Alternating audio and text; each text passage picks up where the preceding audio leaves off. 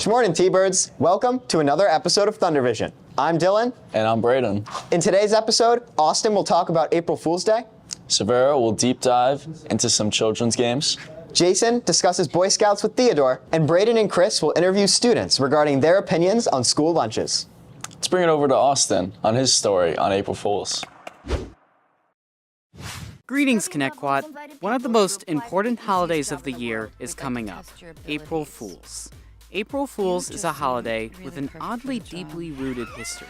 April Fool's Day is dated to have started back in 1582 in France, when they switched from the Gregorian calendar to the modern Julian calendar. Some people did not know of this switch and incorrectly celebrated New Year's at the wrong time. People would put fish behind their backs and would call them the Poisson d'avril. April Fool's Day really got its start in Britain, though, in which people would do pranks on others, such as putting "kick me" signs on their backs. April Fool's Day is now a worldwide celebrated holiday and has been especially effective lately with the presence of social media. Many companies will create jokes for April Fool's Day that will hopefully boost up sales. Burger King toothpaste and Tinder's height verification are some silly ways for companies to advertise their products. With April Fools also comes pranks. Here are a few you could do to your friend that are harmless and will create a good laugh. One thing you could do is flip your friend's computer screen upside down. This will cause confusion and will be funny seeing them struggle to try and fix it.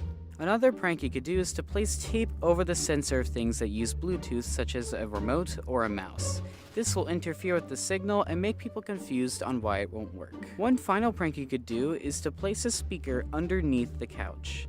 Unexpected people will hear you either blast music or broadcast a message that will shock them but make them laugh afterwards. April Fools should be a holiday of laughter, not annoyance. If someone doesn't like a joke you're doing, just stop and fix the problem. Have fun! While many games on school Chromebooks are blocked, there are some that are not only fun, but educational. Here's Severa with the story. Ever since YouTube was banned, I've begun to rely on games I played in preschool and kindergarten for entertainment. Examples would be Starfall, ABC, and Mr. Nussbaum. Cool Math and Roblox are also fun, but I haven't been able to access them in school. It's gotten so bad I've even started to play Sudoku. Nobody below the age of 63 plays Sudoku. This is the lowest of lows. Since we cannot bring back YouTube, let's take a closer look at other ways to waste some time on your district-managed Chromebook. First up is Mr. Nussbaum. The site is okay, and I only like one game on there, Cash Out.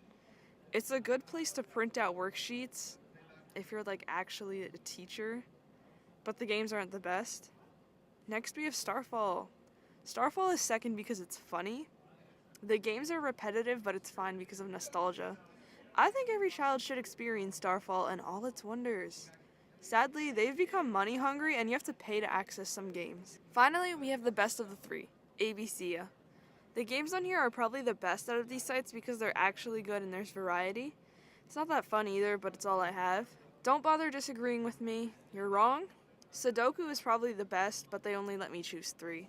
And Mrs. Weiss, please don't ban these sites as they sustain me and assist in surviving the school day. Thank you for your time. My favorite game has to be Roblox, and I play it all the time. What's your favorite game, Braden? I like sports. Cool. Boy Scouts is a program that has existed for decades. But what's it like to be a Boy Scout? Jason speaks with Theodore McLeod to give us the story. The Boy Scouts of America have been in service for over 100 years, but what's it like being a Boy Scout in the modern era? Today, I talked to my little brother, who is in the Boy Scouts, to talk to him about what he loves about the Boy Scouts. Could you say your name for the camera, please? Theo McLeod. And you are a Boy Scout, right? Yeah. What troop are you a part of? 197. What does your Boy Scout troop do? We camp and hike. What's your favorite part about being a Boy Scout? Camping. What have you learned in your time as a Boy Scout? How to camp. Why do you enjoy camping? 'Cause it's fun. Why did you end up joining the Boy Scouts? 'Cause a friend influenced me. Would you suggest being a Boy Scout to anyone else your age? Yeah. Why would you recommend becoming a Boy Scout? 'Cause it's fun and you learn stuff. Do you know a lot of people your age who are Boy Scouts? Yeah. Would you say that being a Boy Scout's pretty cool? Yeah. You like being a Boy Scout? Yeah. Thank you for your time. Thank you to my brother Theodore for his participation. Back to the studio. Thanks, Jason. And Theodore. Anyway, out of all the electives available for next year, the Holocaust class is a great option. Nate interviewed Mr. Willens regarding what it entails. There are so many electives here at Connecticut, and today we will be shining a spotlight on the Holocaust class. This class is an English elective that is a half-year course. It deep dives into the Holocaust using historical texts, first-person accounts, works of historical fiction, biographies, films, documentaries, propaganda, and more to show the students what events led up to the Holocaust and how it continues to impact us today. Let's bring it over to our interviewer Nate to talk with the class's teacher, Mr. Willens. Who am I here with? I am Mr. Willens, one of the teachers here at the high school. Mr. Williams, how did you start this class? So, a number of years ago, I decided after teaching the Holocaust within my regular English class that I wanted to do a class dedicated strictly to the Holocaust. With the political climate and the idea that the Holocaust survivors are slowly dying out because they're getting very, very old, I felt it was necessary that we bring this idea and this history back to life for students so that they can understand it and that the history doesn't disappear. How in depth do you get about the Holocaust? So within the class itself, we go very deep into the history of the Holocaust, how it occurred, why it occurred, and we delve into the first-person narratives of the Holocaust. So survivors of the Holocaust and people who didn't survive. We read their novels, we read their autobiographies and their biographies, and in a lot of cases we watch their stories that they have told prior to dying of old age.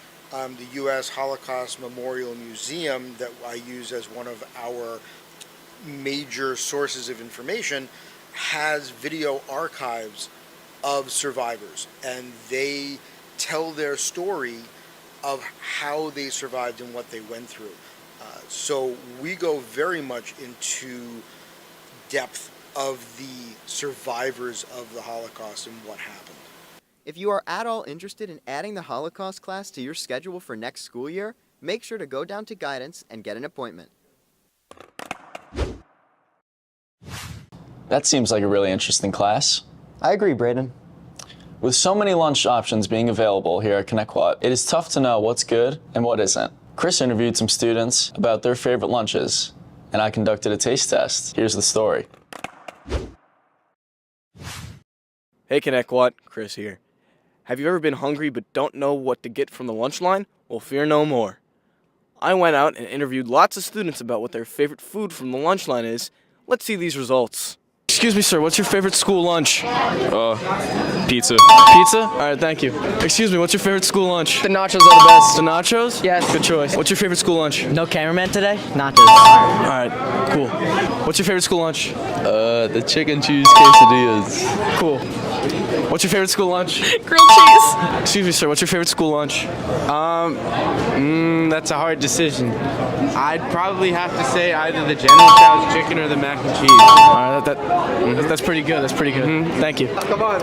What's your favorite school lunch? My favorite school lunch, the cheese sticks, easily. Good choice, good choice. In the end, the nachos had won with 5 votes, and in second place was the General Tso's chicken. The food with the lowest was the salad. Happy eatings! What's up, T-Birds? You know, my friend Chris has me here eating school lunch, and today, it's nacho time. By popular vote of 5 votes, nachos were voted best Connecticut school lunch. So, I'm gonna be chowing down today. You know, I got my order, I get beef, cheese, beans, and some salsa. So let's see how this is.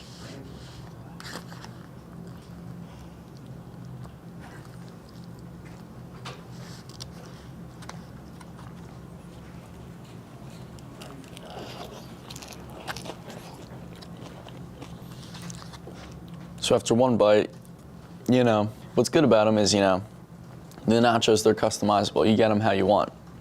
So unless you don't like chips or you don't like anything, the nachos are going to be a good fit for you. But in terms of the best school lunch, let's get another bite.